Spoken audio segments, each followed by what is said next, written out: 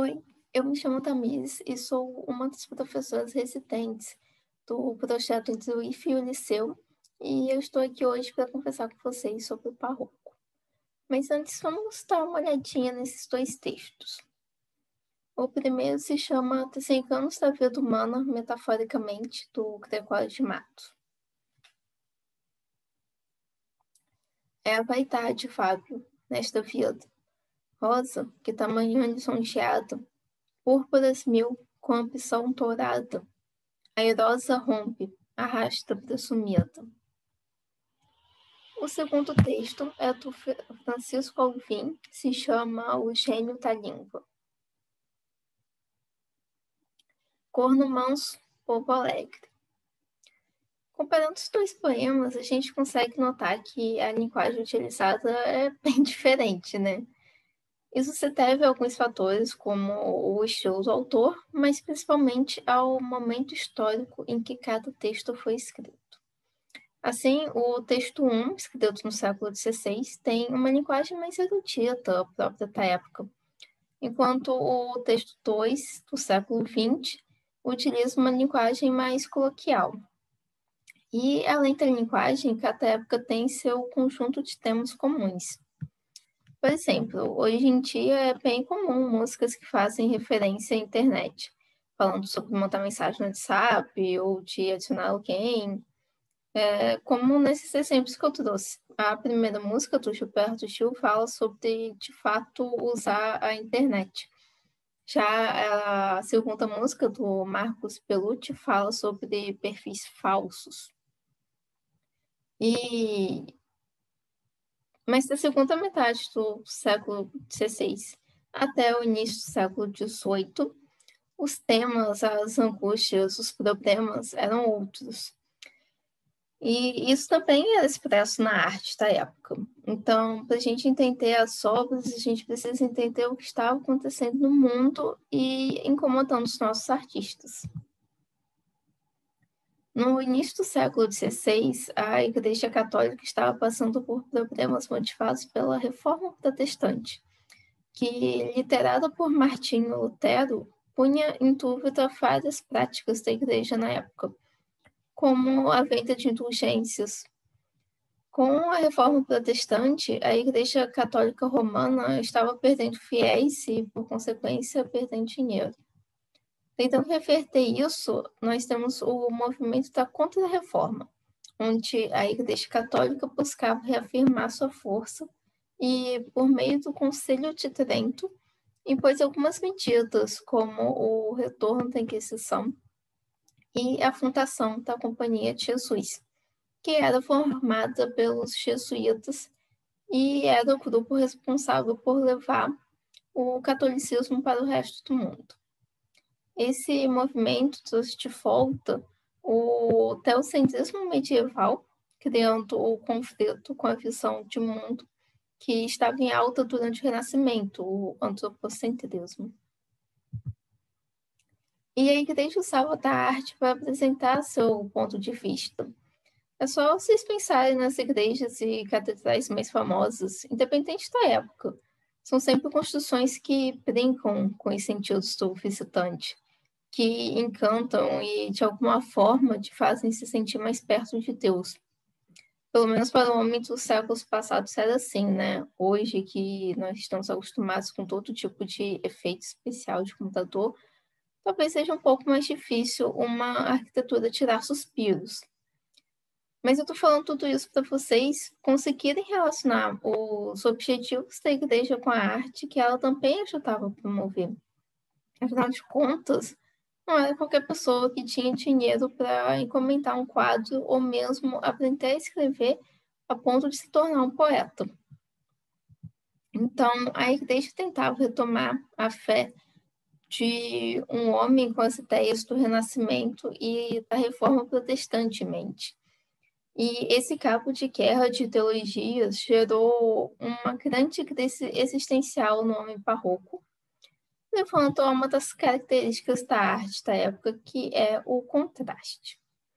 E esse contraste vai se manifestar não apenas no conflito do homem versus o céu a fé versus a razão, o sagrado versus o profano, mas também como amor versus sofrimento, luz versus sombras, como na pintura ao lado, a juventude versus a velhice, como a gente pode ver no poema A Sua Mulher Antes de Casar, do Gregório de Matos.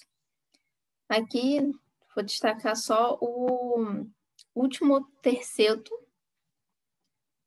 Não aquartes que a madura idade te converta em flor essa beleza, em terra, em cinza, em pó, em sombra, em nada.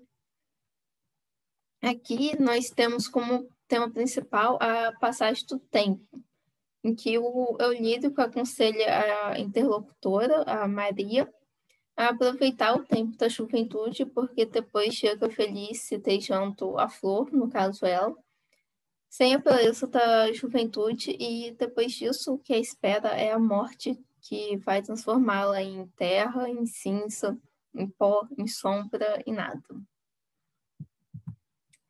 No Brasil, a expressão do barroco na literatura não teve a mesma dimensão que nas artes plásticas, especialmente pela falta de um público urbano alfabetizado, além da proibição de impressão de livros na colônia. Então, quem sabia ler apenas podia ler os livros que eram impressos na Europa. Mas o barroco literário teve, sim, espaço no Brasil, em específico na Bahia, onde, por conta do ciclo da cana-de-açúcar, a sociedade e a sua economia comportavam o desenvolvimento do movimento. E tinham como principais nomes o Gregório de Matos e o padre Antônio Vieira. E na obra desses autores, a gente encontra como as características mais marcantes o culto ao contraste, como no poema A Sua Mulher Antes de Casar, que eu apresentei antes, e que pode aparecer na forma do fusionismo, que é a tentativa de conciliar sons, luzes, trevas, o racional com o irracional, ou mesmo conciliar as passagens entre partes e capítulos do texto. Então, nas artes plásticas, o fusionismo aparece como o estilo renascentista acrescido de um ponto de vista medieval. Então, havia esse jogo de luz e sombra que a gente consegue ver bem nessa pintura do Caravaggio, que retrata uma passagem da Bíblia que narra o aparecimento de Jesus para São Tomé, um dos seus apóstolos, que dizia que só acreditaria na sua ressurreição se visse as feridas no corpo de Cristo. E dá para perceber que a escolha dessa passagem para a pintura não foi puramente religiosa. Dá para perceber que há na história de São Tomé o conflito entre razão e fé. Então, é algo bem marcante do barroco. Mas voltando à pintura, vocês podem observar como a luz na imagem se projeta de forma a iluminar principalmente o corpo de Cristo e as suas feridas, e um pouco dos apóstolos, sem revelar o fundo e mantendo o restante da imagem nas sombras.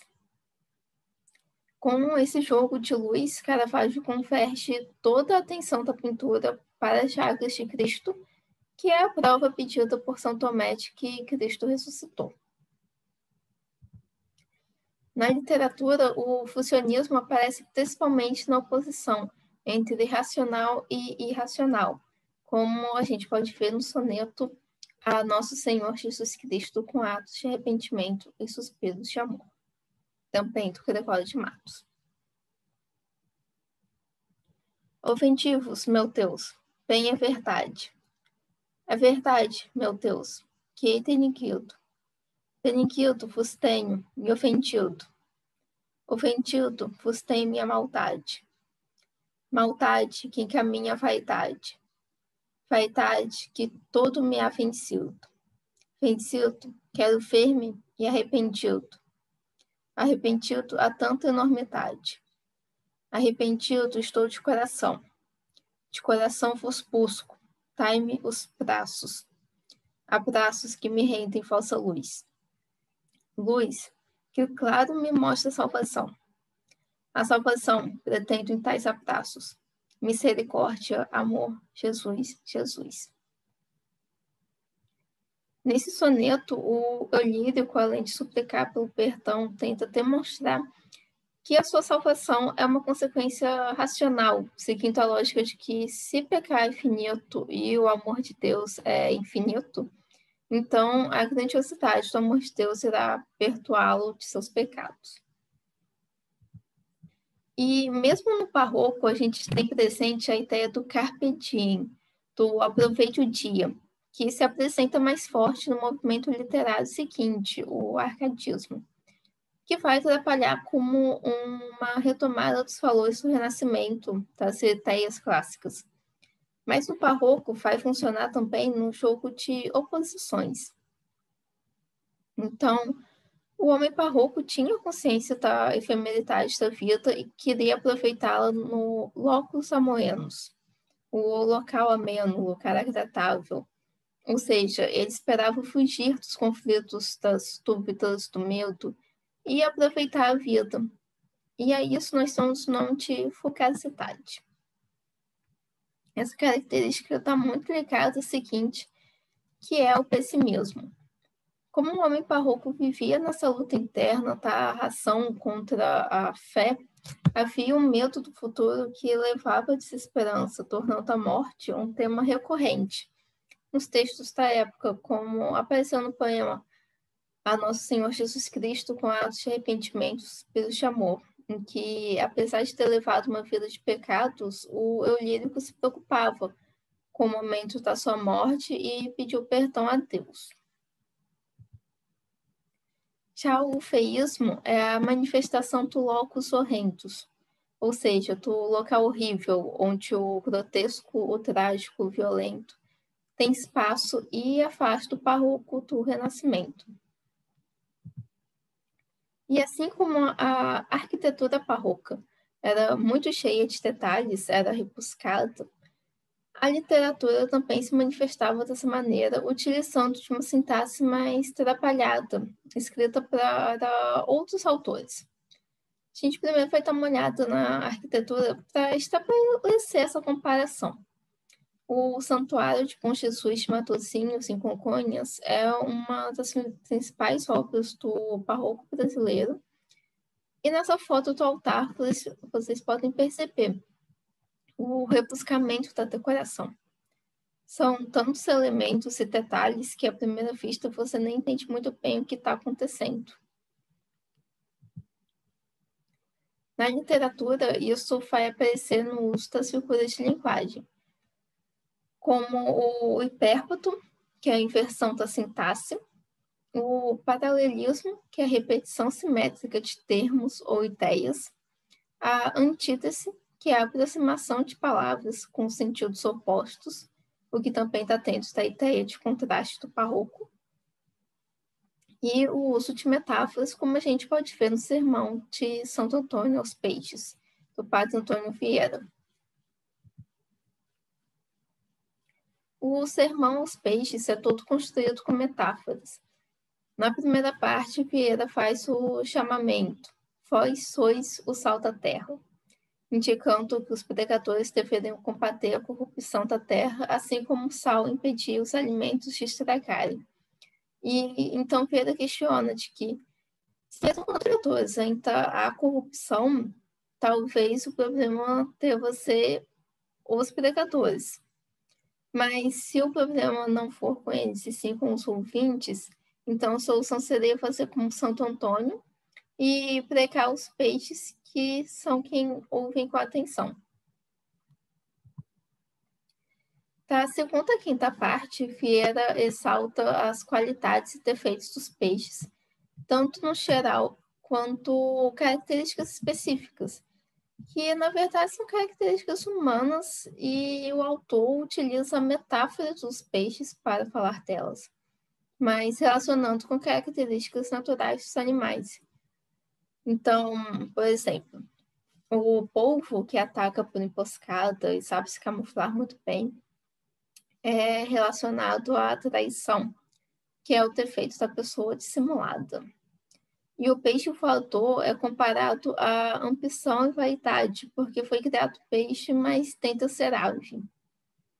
No final, o padre Antônio Vieira exalta os peixes porque, mesmo não falando e não entendendo, eles não ofendem a Deus com suas palavras e o seu entendimento. E por isso seria melhor se nós fôssemos peixes. No barroco predominam duas tendências estéticas, o ocultismo e o conceptismo.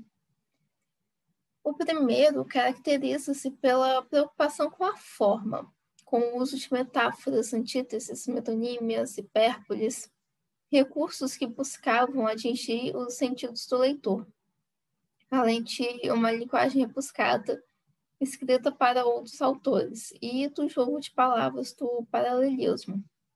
Também é presente o uso do hipérbolo, que é a inversão da ordem comum dos termos da oração, como uma imitação da sintaxe do latim. Já o conceptismo se preocupa com a exposição das ideias e apresenta a racionalização dos conflitos, valorizando o raciocínio e a lógica, com a repetição de ideias e palavras que forçassem o tema defendido.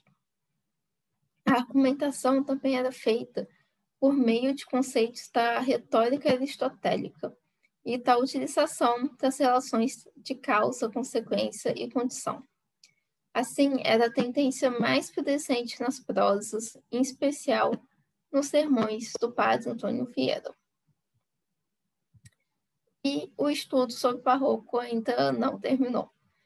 Vocês ainda vão ver mais algumas informações com a professora Ingrid, mas vocês já podem começar a testar os seus conhecimentos com a lista de atividades que eu preparei com questões de vestibular e que o professor de vocês já deve ter passado. E se vocês quiserem saber mais sobre o movimento artístico como um todo, eu recomendo muito esses vídeos do canal Vivi Eu Vi, e os links estão no arquivo de material complementar. É isso. Obrigada.